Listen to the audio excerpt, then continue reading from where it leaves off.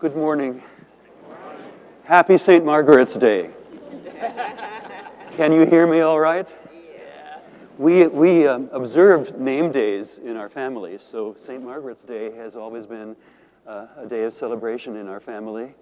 I don't do it so much lately, but I used to make shortbread on this day in honor of Scotland and its patron saint, St. Margaret. She died in 1097, I believe, and is still revered by the Scottish people as a person of great power who had great humility, who really loved the poor, who went to visit prisons, who risked her health to be among the sick. No laughing matter in the 11th century. So our reading from Deuteronomy is very fitting for this day. It's from Isaiah, and that portion of Isaiah that was written while or just after the people of Israel had returned to the Promised Land after their captivity in Babylon. And I'm a bit talked out, so I hope that you will be patient with me if I have to think what I'm saying next. But the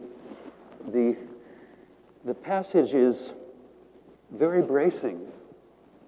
It's reminding the Israelites, having returned from captivity in Babylon, that they are to not be tight-fisted, as our translation puts it so well today. That when someone comes to them in need, they are to be generous in meeting that need. And here comes the punchline. Even if you're close to the 7th year, you must be generous. Now, what's that about?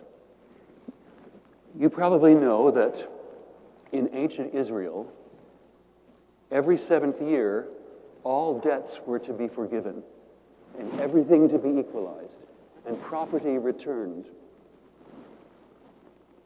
and slaves freed. So what the prophet is saying in this passage is, if you're in the 6th year and it's almost the 7th year and you're already worrying about having to forgive the debts, that's not an excuse to be ungenerous and unkind. Because it's not just about the rules. It's about relationship. It's about the fact that all of Israel returned from captivity is in this together. No one is to turn his or her back on someone else. This is also near the part of Isaiah where the prophet says, you are called to be repairers of the breach. Now, the irony in this passage is the repair, literally speaking, is the repair of the gates of Jerusalem. The walls of Jerusalem had been entirely destroyed by the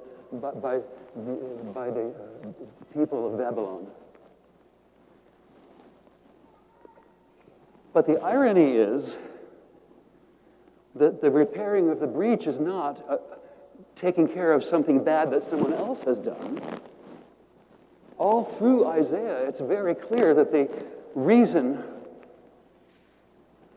for the captivity in Babylon is that the people of Israel had not been generous with one another, had not forgiven debts, had not observed the 7th year or the 50th year, which is the year of Jubilee, the culmination of a doctrine and practice of equalization, and not only equalization, but companionship and friendship.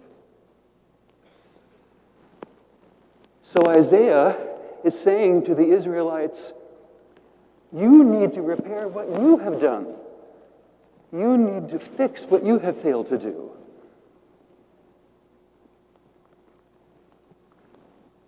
Which leads me to the subject of reparation, which is an important subject these days in religious circles. We had a wonderful clergy day 3 or 4 weeks ago at Proctor with an amazing keynote speaker, Jennifer Harvey, who is a religious scholar but has devoted herself for some years now to talking about how it's not enough to talk about racial reconciliation. We have to talk about reparation, because it's too easy to just say, okay, we're reconciled, now let's get on with things. There has to be some cost to the reconciliation. And that is what reparation is about. Reparation and repair are related words. Repairing the breach is really about reparation at every level of our lives, in all our relationships. Now, reparation is not payback. It is to some extent, but it's not just that. Reparation is about relationship. It is about coming together and talking through the pain of those who have been abused, and the pain of the abusers who are sorry. That is the gift that people of faith, people of any faith, have to offer to our troubled country at this time. That we can come together actually in our pain as people who have done wrong or are descended from people who have done wrong, and dare I say it, as people who have been wronged but have the courage to accept the reparation and to work together with those who are sorry to figure out what reparation will really look like. That clergy conference really hit me hard. It's not often that I feel can hear God speaking right to me. But that was an occasion when that happened. I knew in that moment that as we work to explore deeply what it means to become beloved community, and I am, by the way, so excited by the energy that has developed around that in this diocese. As we work to explore what it means to become beloved community, we must not overlook the challenge of reparation. What would that look like in this diocese? There are several Episcopal seminaries that have taken this challenge very seriously, chiefly Virginia Theological Seminary, many of whose buildings were built by slaves, and Sewanee Seminary at the University of the South for similar reasons. What does that look like for us? What does it look like for us in our cities in the western part of the diocese? What does it look like for the Appalachian eastern part of our diocese? Not very diverse racially, but with its own painful past. You realize most of the county town churches in the Appalachian part of our diocese were built and run by the owners of the coal mines. That past lives in the DNA of the East, just as the troubled racial past in Cincinnati and Dayton and Columbus continues to live within our hearts. But that's the struggle that makes things real. You may know that the House of Bishops has a theology committee, and I have the tremendous privilege and pleasure of chairing it. It's made up of 8 theologically minded bishops, an unusual bunch. Thank you for laughing. And 7 academic theologians. One of them, the chair of the Department of Religion at the University of Virginia, Charlottesville. Ring a bell? And that group decided several years ago to meet the challenge of our presiding bishop and to devote our theological work to the notion and the concept and the theology of beloved community. And we did at least 2 years of really good work, but then Chuck, the head of the department in Charlottesville, said, you know what? We cannot proceed any further with any integrity unless we meet head-on the ideology of white supremacy, which the University of Virginia and Charlottesville as a whole has been agonizing through ever since those terrible events happened. So we decided to work on that ideology and produced a document about 50 pages long. It's still not finished. It's in draft form. And it was presented to the House of Bishops at its fall meeting. I'll make a confession here.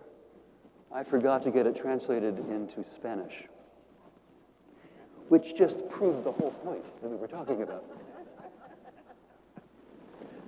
We'll fix that at the spring meeting. But I think for me, just as facing white supremacy is central to any theological examination of beloved community, so reparation is central to any exploration on our part in this diocese of beloved community. So I'm not sure how to do it, but I want to figure out how we can begin in an organized or disorganized, however organically we want to approach this way, to see how the Holy Spirit can lead us as a diocese to find out how we can become really repairers of the breach. It's going to be a struggle, but we have Jesus, who says in the gospel that we heard today at his first sermon in his hometown of Nazareth, the Spirit of God has anointed me to preach freedom to the oppressed. We are all oppressed one way or another, but we have the anointed Messiah to help us become free. Our opening hymn was one of my favorite hymns, Come Thou Fount of Every Blessing. But there's a verse that's left out of it for some reason. I mentioned this to Jane Gertz, she said, oh, whenever we had youth events in this diocese, we always used the Methodist hymnal because it included that verse. And lest I misquote it, here it is. Here I raise my Ebenezer. Here by thy great help I've come, and I hope by thy good pleasure safely to arrive at home. The Ebenezer means stone of help. And the story is that after the Israelites defeated the Philistines, Samuel, the prophet, raised a great stone at the place where the victory was won. And that's the Ebenezer to which the poet is referring. But the poet is not referring to an external struggle with external enemies. He's referring to the struggle that we all bear in our own hearts to be truly missionaries of peace and justice and love and repair.